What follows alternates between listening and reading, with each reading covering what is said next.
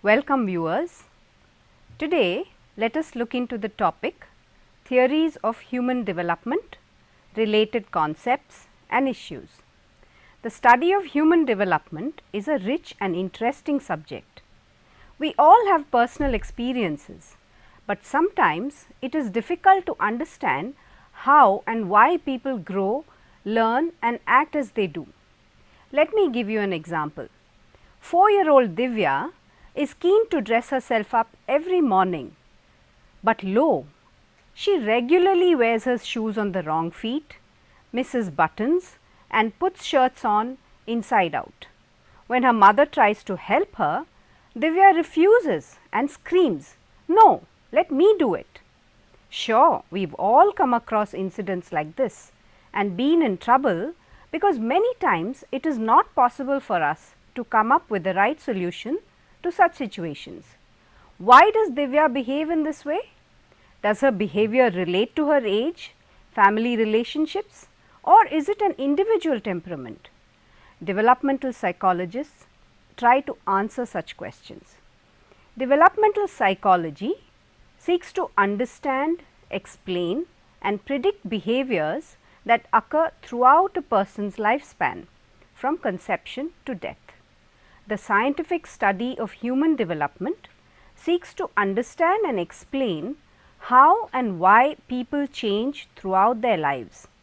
This includes all aspects of human growth: the physical, emotional, intellectual, social, perceptual and personality development. This field is broad based and examines a range of topics such as motor skills, cognitive development, executive functions, moral understanding, language acquisition, social change, personality, emotional development, self-concept and identity formation. It also looks into the influences of nature and nurture on the process of human development and of its periodical changes. Developmental psychology is concerned with a number of fields such as educational psychology, child psychopathology, forensic developmental psychology, child development, cognitive psychology, ecological psychology and cultural psychology. The well-known developmental psychologists of the 20th century are John Bowlby, Yuri Bronfenbrenner, Erik Erikson, Sigmund Freud, Jean Piaget, Lawrence Kohlberg, Lev Vygotsky and many others. The theories forwarded by them are John Bowlby, attachment theory; Yuri Bronfenbrenner, ecological systems theory; Erik Erikson, psychosocial development; Sigmund Freud, psychosexual development; Lawrence Kohlberg, moral development; Jean Piaget, cognitive development; Lev Vygotsky, cultural historical psychology development. Of these, Sigmund Freud's concepts have had a significant impact on the perceptions of the public. Now, let us look at some famous theories of human development. Psychoanalytic child development theories. John Bowlby believed that mental health and behavioral problems could be attributed to early childhood. His attachment theory suggests that children come into the world biologically pre-programmed to form attachment with others, as it will help their survival. He also said that the fear of strangers represents an important survival mechanism built in by nature. Babies display certain innate behaviors called social releasers like crying, smiling, crawling. Such actions ensure proximity and contact with the mother or attachment figure and stimulate caregiving from the adults.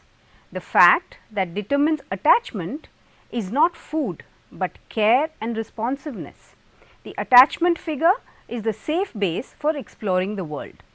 This acts as the case in point to all future relationships.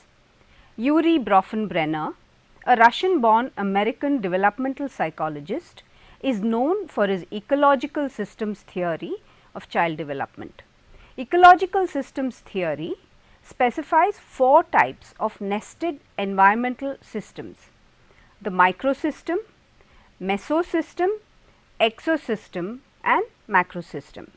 Each system contains roles, norms and rules that initiate strong development. Microsystem, the direct environment in our lives such as our home and school. Mesosystem, the relationships that connect to the microsystem. Exosystem, the larger social system. The child plays no role. Macrosystem refers to the cultural values, customs and laws of society. This conceptualization of development from the family to economic and political structures is viewed as part of the life course from childhood to adulthood. Sigmund Freud, the Austrian neurologist, is best known for developing the theories and techniques of psychoanalysis. The theories proposed by Sigmund Freud stress the importance of childhood events and experiences, libido and ego. They exclusively focus on mental disorders rather than normal functioning. Freud believes that we all have conscious, preconscious and unconscious levels. The conscious level makes us aware of our mental process. The preconscious involves information that, though not available now, can be brought into consciousness. The unconscious includes mental processes we are unaware of. To explain this, he has developed 3 personality structures: the id, ego and superego. The id, the most primitive of the 3, is the aspect of personality that is driven by internal and basic drives and needs, which are typically instinctual, such as hunger, thirst and the drive for sex or libido. The id is the completely unconscious, impulsive, childlike portion of the psyche that acts in accordance with the pleasure principle. It seeks immediate pleasure and gratification and avoids pain. The ego is rational and works to balance both the id and superego and mediates between the desires of the id and the superego. It helps to separate what is real and the reality of our drives. At the same time, it is also realistic about the standards set by the superego. It tries to strike stability between the impractical pleasure principle of the id and the equally impractical moralism of the superego. It is a part of the psyche that is usually reflected most directly in a person's actions. The superego, the moral component, is driven by morality principle. It acts in connection with the morality of higher thought and action. The superego plays the critical and moralizing role. Instead of instinctually acting like the id, the superego works to act in socially acceptable ways. It employs morality, judging our sense of wrong and right, and using guilt to encourage socially acceptable behavior. We can call this conscience. Freud's concept is usually represented by the iceberg model. This model represents roles the id, ego and superego play in relation to conscious and unconscious thought. Freud compares the relationship between the ego and the id to that between a charioteer and his horses. The horses provide the energy and drive, while the charioteer provides direction. Freud describes child development as a series of psychosexual stages. In 3 essays on sexuality, Freud outlines these stages as oral, anal, phallic, latency and genital. Each stage involves the satisfaction of a libidinal desire and can later play a role in adult personality. If a child does not successfully complete a stage, Freud suggests that he or she would develop a fixation which would later influence adult personality and behavior. According to Sigmund Freud, personality is mostly established by the age of 5. Early experiences play a large role in personality development and continue to influence behavior in later life. Psychosocial development. Erich Homburger Erikson, a German-born American developmental psychologist, is known for his theory on psychosocial development. He is most famous for coining the phrase identity crisis. Whereas Freud is an id psychologist, Erikson is an ego psychologist. He emphasizes the role of culture and society and the conflict that can take place within the ego itself, whereas Freud underscores the conflict between the id and the superego. Erikson affirms that as the ego develops, it successfully resolves crises which are distinctly social in nature. This involves establishing a sense of trust in others, in developing a sense of identity in society, and in helping the next generation prepare for the future. Erikson enlarges on the Freudian thoughts by focusing on the adaptive and creative characteristic of the ego. He expands the notion of the stages of personality development and includes the entire lifespan. Erikson's theory claims that the humans develop throughout their lifespan, and this development consists of 8 stages which occur in different periods. Trust versus mistrust during infancy, autonomy versus shame and doubt during early childhood, initiative versus guilt during play age, industry versus inferiority during school age, identity versus role confusion during adolescence, intimacy versus isolation during young adulthood, generativity versus stagnation during adulthood, integrity versus despair occurs in old age. Each of these stages has a positive as well as a negative crisis. Each stage builds upon the successful completion of earlier stages.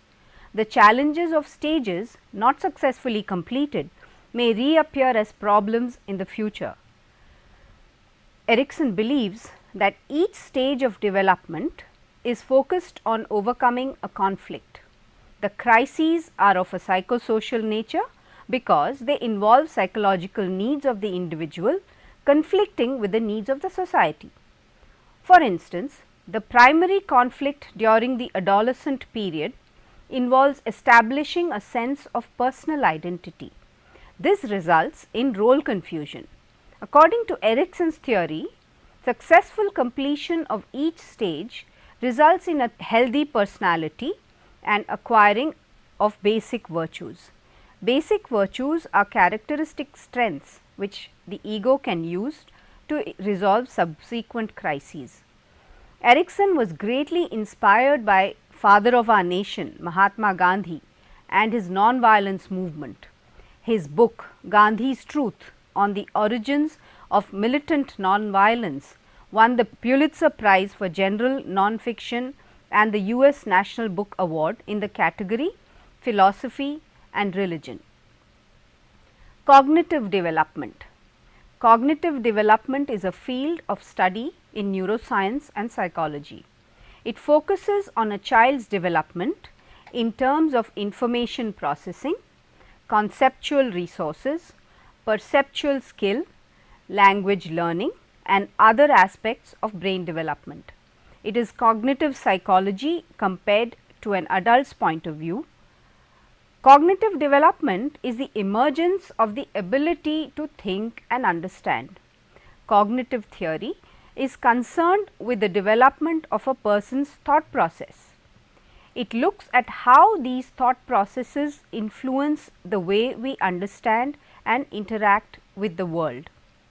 Jean Piaget is considered as the foremost cognitive thinker.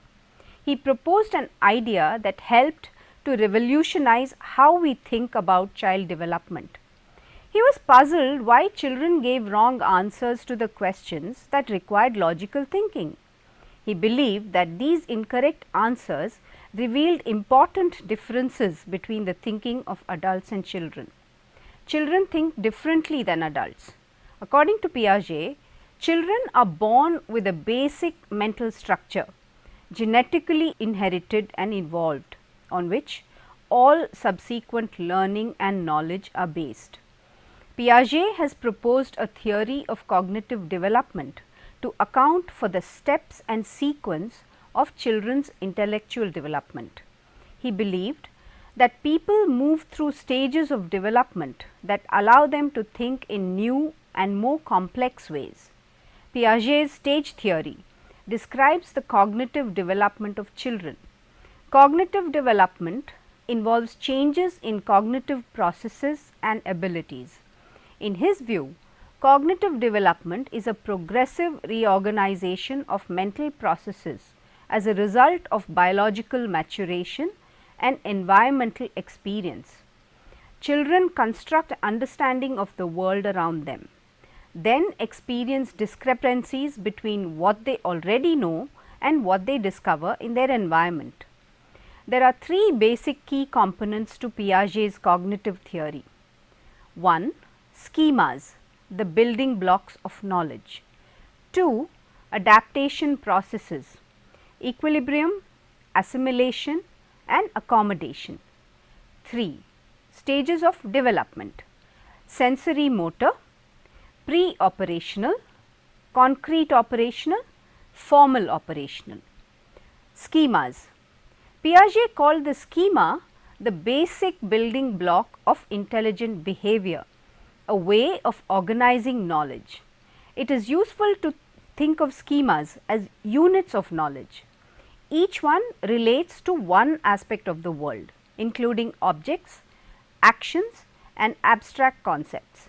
In Piaget's view, a schema includes both a category of knowledge and the process of obtaining that knowledge. As experiences happen, this new information is used to modify, add to or change previously existing schemas.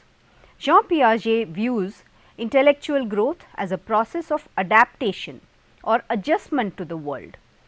Adaptation processes, equilibrium, assimilation and accommodation.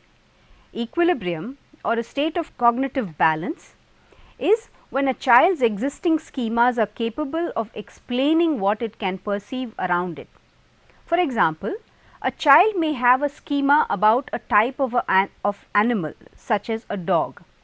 If the child's sole experience has been with small dogs, a child might believe that all dogs are small, furry and have 4 legs. Assimilation is using an existing schema to deal with a new object or situation. In case the child encounters a very large dog, the child takes in this new information, modifies the previously existing schema to include this new information. The process of taking in new information into our previously existing schemas is known as assimilation. Accommodation happens when the existing schema or knowledge does not work and needs to be changed to deal with a new object or situation. Accommodation involves altering existing schemas or ideas as a result of new information or new experiences. New schemas may also be developed during this process. The process is subjective because we tend to modify experience or information to fit in with our pre-existing beliefs. Stages of development. The sensory motor period, birth to 2 years. During this time, Piaget says that a child's cognitive system is limited to motor reflexes at birth. The child builds on these reflexes to develop more sophisticated procedures. The pre-operational period, 2 to 6 or 7 years. At this age, children acquire representational skills in mental imagery and language acquisition. They are very self-oriented and view the world from their own perspective. The concrete operational period, 6 to 7 to 11 to 12 years. Children in this stage are able to take another's point of view and take into account more than one perspective simultaneously. Piaget views that they cannot yet perform on abstract problems and cannot consider logical outcomes. The formal operational period, 11 to 12 years to adulthood. Children who attain the formal operation stage are capable of thinking logically and abstractly. Piaget considers this the ultimate stage of development. You must have now understood the basic concepts of Piaget's theory. Where can we use this most important theory? Parents can use it as a positive tool to nurture their child's growth. Teachers must apply it for academic exercises. For example, while discussing the suitability of syllabus subject for the different students' level in the classroom training of the students and their evaluation. Cognitive social development. Lev Vygotsky. The Russian psychologist Lev Vygotsky brought out a learning theory that has become very famous, especially in the field of education. Vygotsky's main work is in developmental psychology. He has proposed a theory of the development of higher cognitive functions in children. He believes that reasoning power in children emerges through practical activity in a social environment. During the earlier period of his career, he argued that the development of reasoning was mediated by signs and symbols and therefore dependent on cultural practices and language as well as on universal cognitive process. Vygotsky's ideas have grown increasingly influential in areas including child development, cognitive psychology and education. Vygotsky introduced the notion of zone of proximal development, an innovative metaphor capable of describing the potential of human cognitive development. His work covered different areas such as the origin and psychology of art, development of higher mental functions, philosophy of science and methodology of psychological research, the relation between learning and human development, concept formation, interrelation between language and thought development, play as a psychological phenomenon, learning disabilities and abnormal human development. Vygotsky views every function in the child's cultural development appears twice, first on the social level and later on the individual level, first between people, interpsychological, and then inside the child, intrapsychological. Like Piaget, Vygotsky also believes that children learn actively and through hands-on experiences. His socio-cultural theory suggests that parents, caregivers, peers and the culture at large are responsible for the development of higher order functions. This applies equally to voluntary attention, to logical memory and to the formation of concepts. All the higher functions originate as actual relationships between individuals. Socio-cultural theory focuses not only on how adults and peers influence individual learning, but also on how cultural beliefs and attitudes impact and how instruction and learning take place. Vygotsky has introduced an important concept in socio-cultural theory, the zone of proximal development, ZPD. It denotes the range of tasks that a child has to complete while in the process of learning. The lower limit of ZPD is the child's level of skill reached, working independently. It is as the child's actual development level.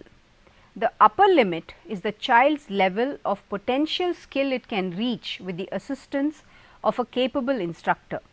Essentially, it includes all of the knowledge and skills that a person cannot yet understand or perform on his or her own, but is capable of learning with guidance. Now, examine this.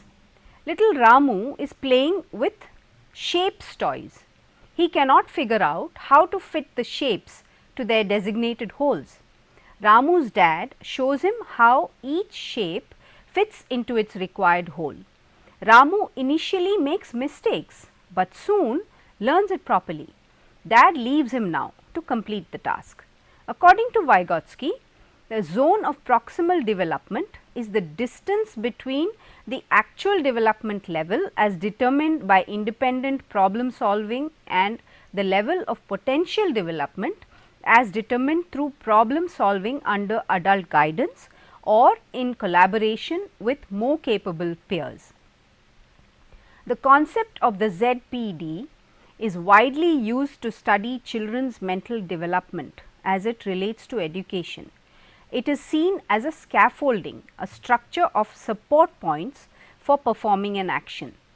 Scaffolding is a process through which a teacher or a more competent peer helps the student in his or her ZPD as necessary and withdraws this help when it becomes unnecessary, like a scaffold that is removed from a building after construction is completed. To have an effective scaffolding, one must start at the child's level of knowledge and build from there. Scaffolding is a key feature of effective teaching and can include modeling a skill, providing hints or cues, and adapting material or activity. In the classroom, scaffolding can be performed with just about any task.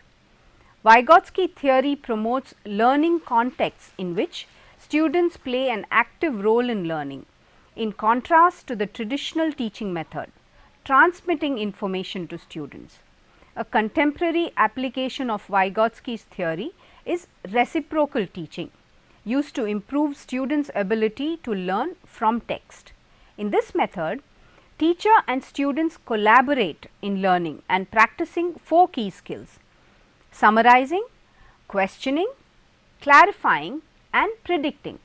The teacher's role in the process is reduced over time. The roles of the teacher and student are therefore shifted, as a teacher should collaborate with his or her students in order to facilitate meaning construction in students. Learning therefore becomes a reciprocal experience for the students and teacher. Behavioral development. Behaviorism is the theoretical perspective in which learning and behavior are described and explained in terms of stimulus-response relationship. The key assumptions of behaviorist theory are: the environment influences behavior. People's behaviors are a result of their interaction with the environment. They become conditioned to respond to certain ways based on responses like feedback, praise, and rewards. Learning is described through stimuli and responses.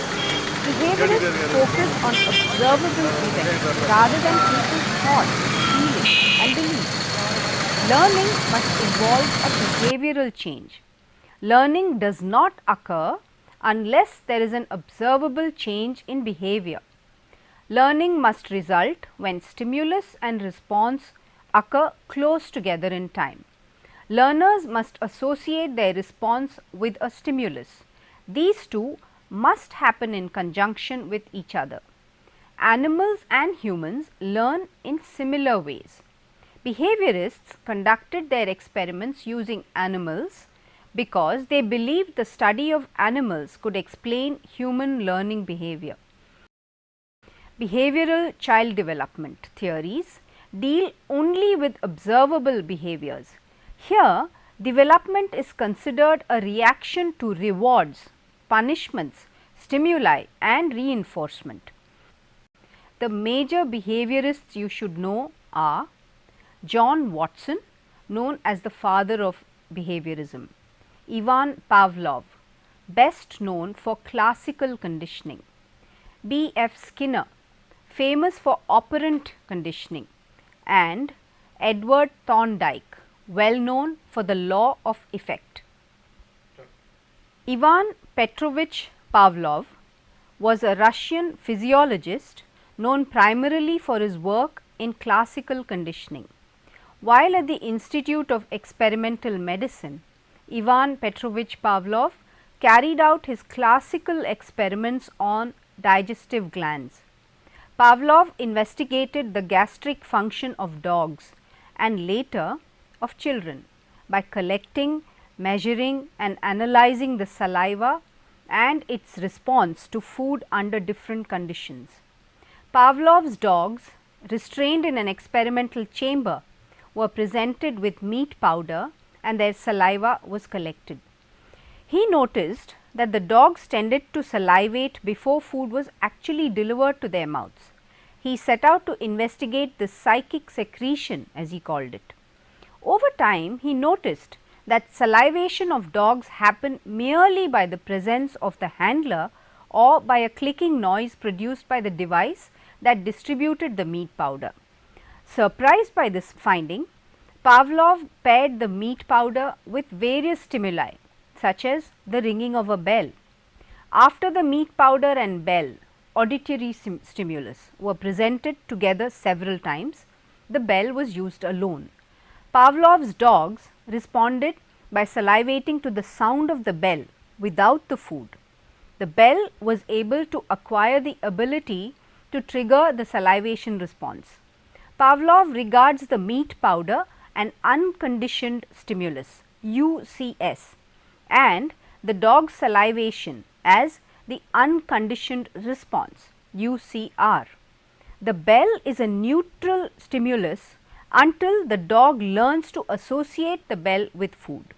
Then the bell becomes a conditioned stimulus CS, which produces the conditioned responses CR of salivation after repeated pairings between the bell and food. Classical conditioning involves learning to associate an unconditioned stimulus that already brings about a particular response or a reflex with a new conditioned stimulus, so that the new stimulus brings about the same response. Classical conditioning is classical since it is the first systematic study of basic laws of learning or conditioning. Classical conditioning focuses on using preceding conditions to alter behavioral reactions. The principles of classical conditioning have influenced preventative antecedent control strategies used in the classroom. Burrus Frederick Skinner, commonly known as B.F. Skinner, is an American psychologist, behaviorist, author, inventor and social philosopher. Skinner considers free will an illusion. He believes that human action is dependent on consequences of previous actions. If the consequences are bad, there is a chance that the action will not be repeated. If the consequences are good, however, the actions that led to it will be more convincing. Skinner called this the principle of reinforcement. Skinner is regarded as the father of operant conditioning. His work was based on Edward Thorndike's law of effect. Thorndike studied learning in animals using a puzzle box. Skinner introduced a new term into the law of effect, reinforcement. Behavior which is reinforced tends to be repeated, gets strengthened. Behavior which is not reinforced tends to die out or weakened. Skinner studied operant conditioning by conducting experiments using animals which he placed in a Skinner box, similar to Thorndike's puzzle box. He coined the term operant conditioning. It means roughly changing of behavior by using reinforcement given after the desired response. Skinner identifies three types of responses or operants that can follow behavior. Neutral operants, responses from the environment that neither increase nor decrease the probability of a behavior being repeated. Reinforcers, responses from the environment that increase the probability of a behavior being repeated. They can be either positive or negative. Punishers, response from the environment that decrease the likelihood of a behavior being repeated. Punishment weakens behavior. Sometimes our own behavior is affected by either reinforcement or punishment. As a child, you probably tried out a number of behaviors and learnt from their consequences. The simple way to shape behavior is to provide feedback on learner performance. For example, through compliments, approval, encouragement and affirmation such as saying very good, well done, can certainly do very well, rightly presented and so on. Social development. Albert Bandura, Social Cognitive Theory (SCT) is used in psychology, education and communication. It holds that a portion of an individual's knowledge acquisition can be directly related to observing others within the context of social interactions, experiences and outside media influences. In other words, the survival of humanity is dependent upon copying the actions of others. SCT is the result of the work done by Neil E. Miller and John Dollard in 1941. They identified 4 key factors in learning new behavior. 1. Drives, 2. Cues, 3. Responses and 4. Rewards. According to Bandura's theory of child development, children learn new behaviors from observing other people. There are 5 core concepts associated with the SCT framework. 1. Observational learning modeling. 2. Outcome expectations. 3. Self-efficacy. 4. Goal setting. And 5. Self-regulation. Depending on whether people are rewarded or punished for their behavior and the outcome of the behavior, that behavior may become a model. Self-efficacy is believing in yourself to perform action. It is the belief in one's capabilities to organize and execute the courses of action required to manage prospective situations. The best example is Ekalavya, the hunter boy in the Mahabharata, whose observational learning and self-efficacy make him an efficient archer. Bandura, along with his students and colleagues, conducted a series of studies known as the Bobo doll experiment to find out why and when children display aggressive behaviors. These studies demonstrated the value of modeling for acquiring novel behaviors. Unlike behavioral theories, Bandura believes that external reinforcement is not the only way that people learn new things. Instead, intrinsic reinforcements such as a sense of pride, satisfaction and accomplishment could also lead to learning. By observing the actions of others, including parents and peers, children develop new skills and acquire new information. Social cognitive theory has been applied to many areas of human functioning, such as career choice and organizational behavior, as well as in understanding classroom motivation, learning and achievement. Issues in theories of human development. So far, we have looked at the major theories of human development and how they have been adapted in the field of education. Now, let us consider some of the issues in these theories seen by the psychologists. Nature versus nurture. The debate over the relative importance of heredity and the environment is one of the oldest issues in philosophy and psychology. Philosophers like Plato and Descartes supported the idea that some ideas are inborn. On the other hand, thinkers like John Locke argued for the concept of tabula rasa, a belief that the mind is a blank slate at birth, with experience determining our knowledge. Today, most psychologists believe that it is an interaction between these two forces that cause development.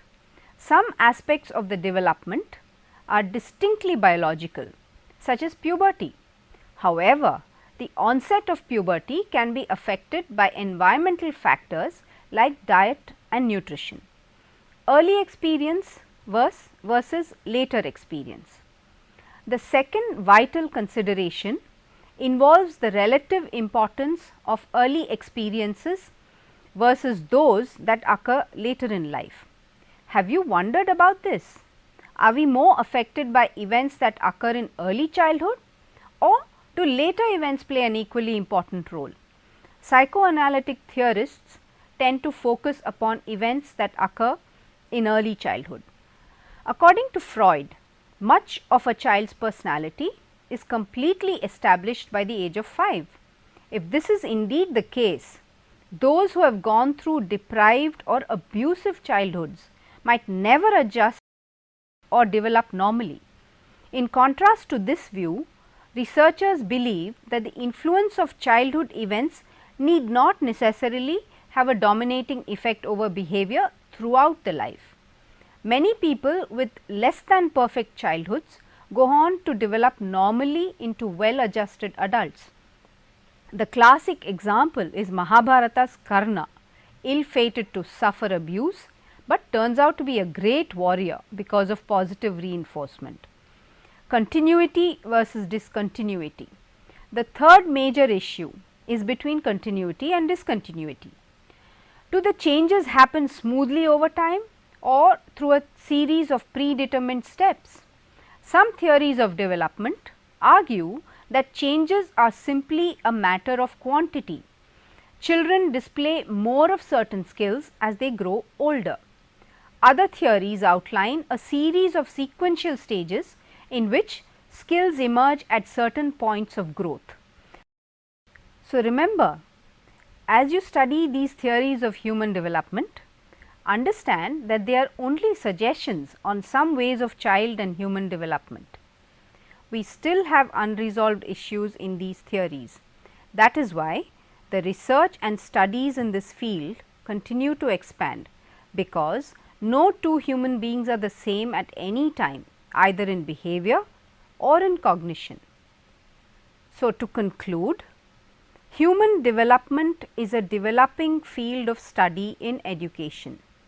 Various investigations using different approaches and research frameworks have proved collaborative learning to be effective in many kinds of settings and contexts. Teachers should assign tasks that students cannot do on their own, but which they can do with assistance. They should provide just enough assistance so that students learn to complete the tasks independently. They must then provide an environment enabling the students to do harder tasks than would otherwise be possible. In the context of adults, peers should challenge each other in order to support collaboration and success.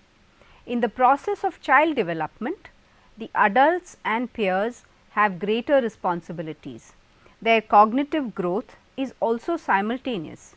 The educators and the general public should become aware of the different aspects of human development that leads to designing and improving the education system.